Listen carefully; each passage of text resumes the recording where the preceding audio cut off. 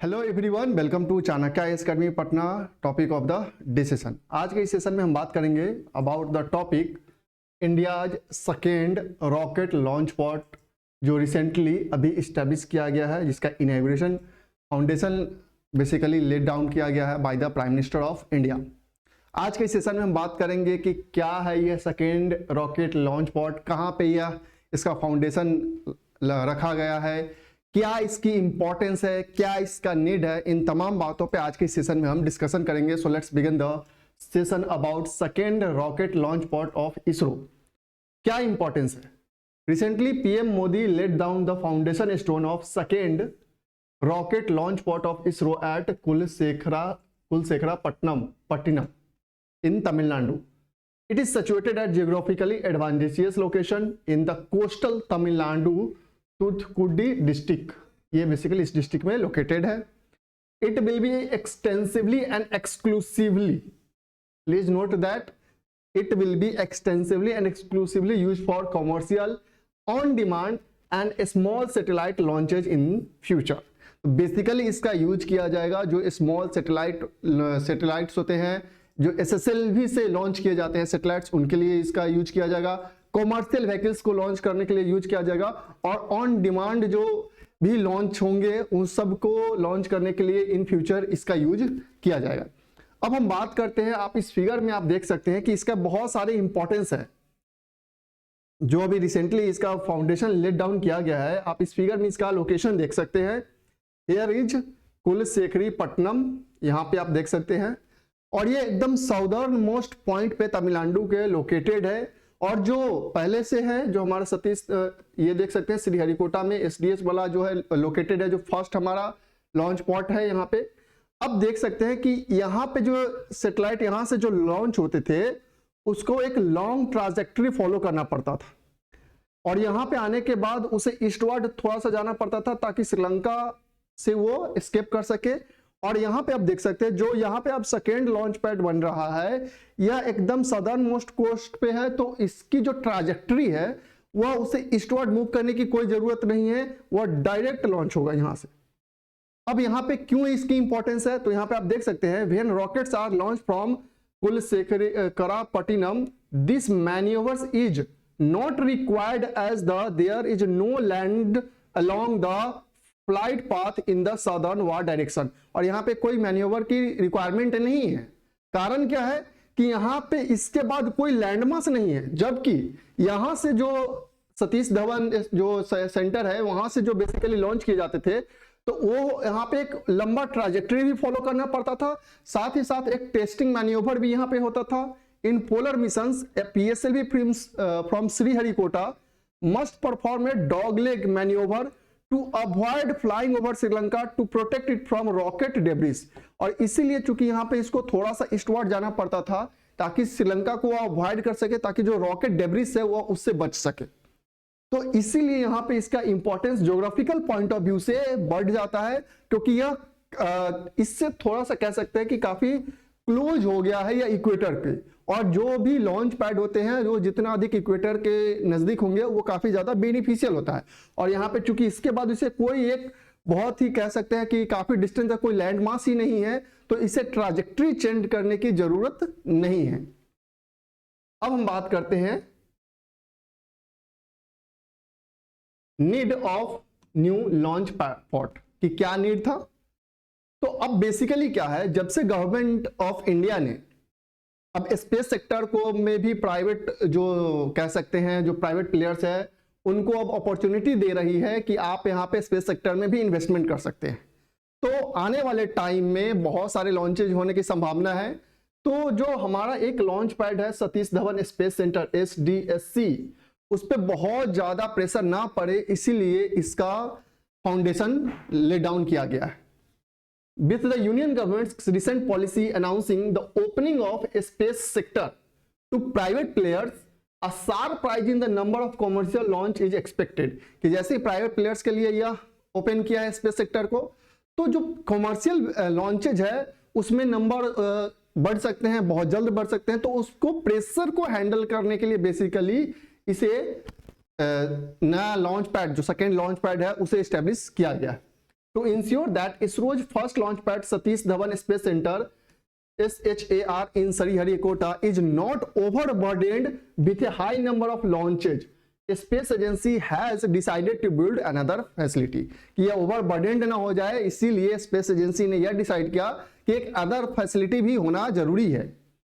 SHAR is situated along the east coast of Andhra Pradesh and is located 80 km of the Chennai. It currently provides launch infrastructure to all ISRO mission. Especially ये जो polar satellites launch होते हैं वो specially यहाँ से launch किए जाते हैं. और हालांकि अभी तो एक ही लॉन्च पॉट था इससे पहले, इसके इस्टेब्लिशमेंट होने से पहले. तो ये जितने भी इसरो के मेन कह सकते हैं जो लॉन्च व्हीकल्स हैं उन सबको ये यहां से लॉन्च किया जाता था.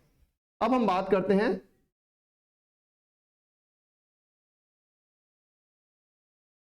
while SHAR will be only used for launching bigger and heavy lift off mission, the new launch pod will be used to launch smaller payloads. कि जो नया लॉन्च पॉट है वह स्मॉलर पेलोड्स को लॉन्च किया जाएगा. उससे वहां पे SSLV जो स्मॉल सैटेलाइट लॉन्च व्हीकल है उसका यूज किया जाएगा. बेसिकली जो लो अर्थ ऑर्बिट में सैटेलाइट्स लॉन्च किए जाएंगे उसके लिए उसका यूज किया जाएगा. SHAR will also be available for India's big ticket mission to moon, Venus, much touted human flight mission Gaganyaan. तो बेसिकली SHAR को वहां पे जो कह सकते हैं कि ताकि यह ओवरबर्डेंड ना हो जाए, क्योंकि इसका यूज जो है इंडिया के आने वाले टाइम में बहुत इंपॉर्टेंट जो मिशंस है उसके लिए यह इसे पूरी तरीके से तैयार रखा जा सके. प्राइवेट प्लेयर्स को डेवलप स्पेस क्वालिफाइड सब systems, build satellites and even launch vehicles using the new launch pot. और इससे जो जब ये डेवलप होगा तो जो भी प्राइवेट प्लेयर्स है जिनको गवर्नमेंट अपॉर्चुनिटी दे रही है कि आप स्पेस सेक्टर में इन्वेस्ट कर सकते हैं उनके लिए यह रेडी रहेगा. It will also facilitate dedicated launch infrastructure for all the on demand commercial launch. और ये जितने भी ऑन डिमांड कमर्शियल लॉन्च है वह सबके लिए यह डेडिकेटेड रहेगा सेकेंड लॉन्च पॉट. अब इसी में हम बात करेंगे why is the new launch pot located in Tamil Nadu. आखिर जैसे जस्ट हमने शुरू में ही डिस्कशन किया कि इसका लोकेशन काफी ज्योग्राफिकल पॉइंट ऑफ व्यू से, स्ट्रेटेजिक पॉइंट ऑफ व्यू से काफी ज्यादा इंपॉर्टेंट हो जाता है. तो क्यों तमिलनाडु में ही ऐसा किया गया, क्यों सदर मोस्ट पॉइंट पे ही रखा गया? तो ऑलरेडी हमने डिस्कशन किया लेकिन इसमें अभी हम और डिस्कशन करेंगे. फर्स्ट वन है natural advantage to ISRO's future launch pertaining to SSLV. अब जितने भी स्मॉल सैटेलाइट लॉन्च व्हीकल यहां से लॉन्च होंगे उसके लिए यहां पे एक नेचुरल एडवांटेज मिलेगा. कैसे?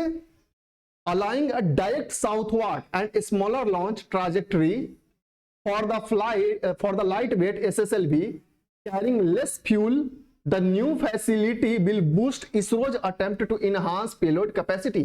कि जो नया अब यह फैसिलिटी है वह इसरो के पेलोड कैपेसिटी को भी इनहांस करेगा और साथ ही साथ जो फ्यूल कंजप्शन है उसको भी कम करेगा, क्योंकि इसकी जो ट्राजेक्टरी है वह स्मॉलर होगी एज कंपेयर टू अर्लियर.